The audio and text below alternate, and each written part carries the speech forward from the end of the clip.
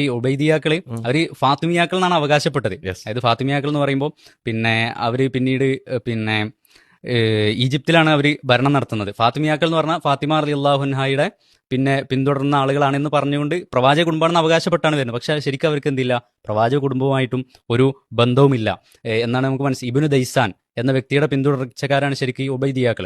അവർ ഈജിപ്തിൽ ഭരണം ആരംഭിക്കുന്നു. പിന്നെ ഹിജറ 362 അവർക്ക് ഈജിപ്തിന്റെ ഭരണം കിട്ടുന്നത്. അവിടെ അവർക്ക് പിന്നെ അംഗീകാരം കിട്ടണം സമൂഹത്തിന്.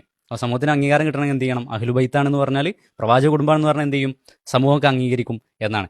അപ്പോൾ അവരാണ് എന്ത് ചെയ്യുന്നത്? ഹിജറ 362 ആണ് ആദ്യമായിട്ട് ഈ നബിദിനാഘോഷം കൊണ്ടുവരുന്നത്. അപ്പോൾ ഇവിടെ സൂചിപ്പിച്ച പോലെ നബിദിനാഘോഷം നബി സല്ലല്ലാഹു അലൈഹി വസല്ലമയുടെ പിന്നെ ജന്മദിനം മാത്രമല്ല ആഘോഷിക്കുന്നത്. അല്ല, അലി റളിയല്ലാഹു അൻഹു, ഫാത്തിമ റളിയല്ലാഹു അൻഹ, ഹസൻ റളിയല്ലാഹു അൻഹു, ഹുസൈൻ റളിയല്ലാഹു അൻഹു, പിന്നെ അവിടുത്തെ രാജാവ്, ഇങ്ങനെ 6 ആളുകളുടെ ജന്മദിനാണ്. അപ്പോൾ അവിടെ തന്നെ നമ്മൾ നോക്കിയാൽ പിന്നെ റസൂൽ സല്ലല്ലാഹു അലൈഹി വസല്ലം കഴിഞ്ഞാൽ അബൂബക്കർ റളിയല്ലാഹുവിന്റെ ജന്മദിനമല്ല, ഉമർ റളിയല്ലാഹുവിന്റെ അല്ല, ഉസ്മാൻ റളിയല്ലാഹുവിന്റെ അല്ല, അല്ലെങ്കിൽ ആയിഷ റളിയല്ലാഹു അൻഹയുടെ അല്ല, അതൊന്നുമില്ല. അപ്പോൾ ഇതൊരു പിന്നെ ഷീഈ ആചാരമാണ്. അങ്ങനെ പിന്നെ ഇവർ ഈജിപ്തിൽ ഇങ്ങനെ ഭരണം തുടരുന്നു, പിന്നെ ഈ ആഘോഷം കൊണ്ടുവരുന്നു. പിന്നീട് അതിന്റെ വ്യാപകമായ ഒരു ആഘോഷമാണ് മുളഫർ രാജാവിന്റെ കാലഘട്ടത്തിൽ ആരംഭിക്കുന്നത്. അപ്പോൾ ഈ ഒരു ഫിത്ന സമൂഹത്തിൽ വ്യാപിക്കുമ്പോൾ ഹിജറ 362 ഈ സംഗതി തുടങ്ങുന്നു. 402 മക്കയിൽ ഒരു മഹാമുസ്ലിം സമ്മേളനം നടക്കുന്നുണ്ട്. അതിൽ സുന്നികളും ഷീകളുമായ പണ്ഡിതന്മാർ പങ്കെടുത്തു എന്നാണ് ചരിത്ര ഗ്രന്ഥങ്ങൾ പറയുന്നത്. അതിൽ മുസ്ലിം സമൂഹത്തിലെ ഭരണാധികാരികൾ പങ്കെടുക്കുന്നു.